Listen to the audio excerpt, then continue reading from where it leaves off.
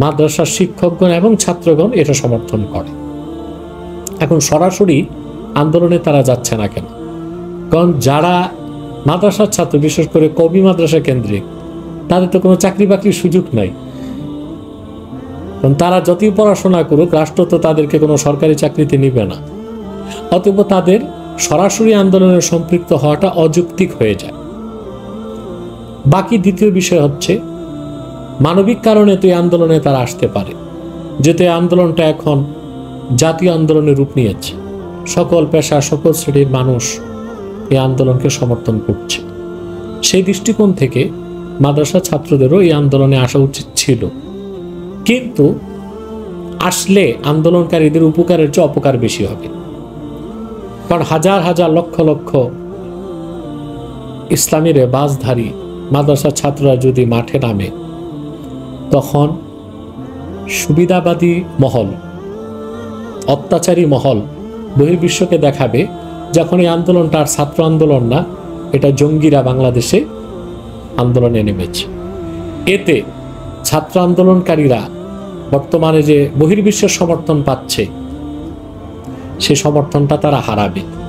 অতএব ছাত্ররা যদি সরাসরি আন্দোলনে সম্পৃক্ত হলে ছাত্র আন্দোলনটাই বুমেরাং হয়ে যায়, তার চেয়ে তো ভালো সরাসরি সম্পৃক্ত না হয়ে লেখালেখি, বক্তব্য কিংবা নৈতিকভাবে সমর্থন দেওয়াটাই উচিত।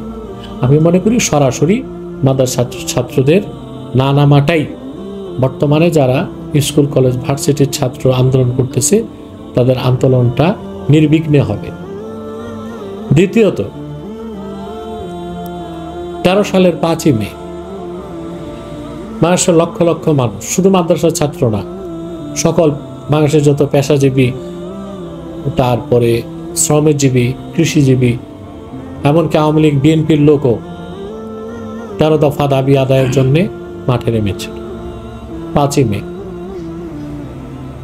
তো 5ই মে তো শাপলা চত্বরে আমার যে বক্তব্য, এটা দেখেছে মানুষ, এবং আল্লাহই ভালো জানেন আমার বক্তব্যটা সবচেয়ে বেশি প্রচারিত হয়েছে। আমি তো তখন ছিলাম শাপলা চত্বর।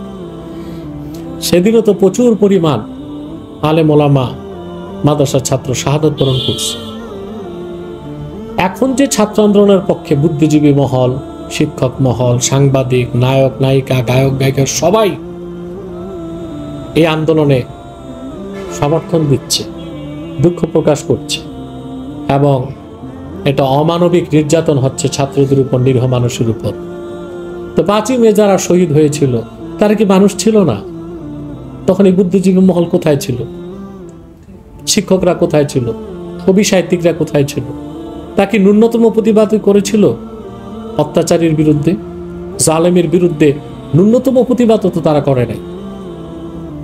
তাহলে এখন আগ বাড়িয়ে মাদ্রাসা ছাত্ররা যদি মাঠে নামে, তখন তো বা শিক্ষকরা বা তাদের মুরব্বীগণ তাদেরকে যদি মাঠে নামতে বলে, আর ছাত্ররা যদি বলে, যে তখন স্কুল, কলেজ, ভার্সিটির শিক্ষকরা, ছাত্ররা কোথায় ছিল, বুদ্ধিজীবীরা কোথায় ছিল? এখানে একটা প্রশ্ন চলে আসে। অতএব সব দিক বিবেচনা করে আমি বলবো যে মাদ্রাসার ছাত্র যারা, শিক্ষক যারা, আলেম ওলামা যারা, তারা মূলত এই ঘটনায় ব্যথিত।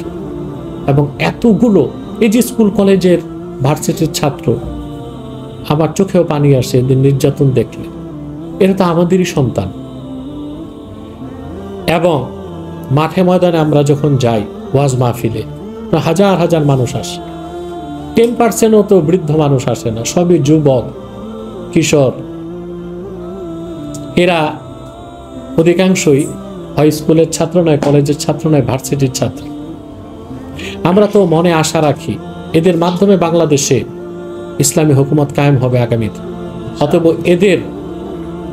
এদের উপরে নির্যাতন, নিপীড়ন আমরা আসলে মুখ বুঝে সহ্য করতে পারি না। আমাদের হৃদয়ে রক্তের ক্ষরণ হচ্ছে, এবং আমরা আমাদের অবস্থান থেকে যতটুক নৈতিক দায়িত্ব হিসেবে করা দরকার ব্যক্তিগতভাবে আমি করে যাচ্ছি। অথবা বাংলাদেশেও সরাসরি ছাত্ররা যদি আন্দোলনে নাও নামে, আর সেই নামার দ্বারা বর্তমান আন্দোলনকারীদের ক্ষতি হবে, জঙ্গি তকমা দিয়ে পুরো আন্দোলনটাকে বুমেরাং করে দেওয়া হবে।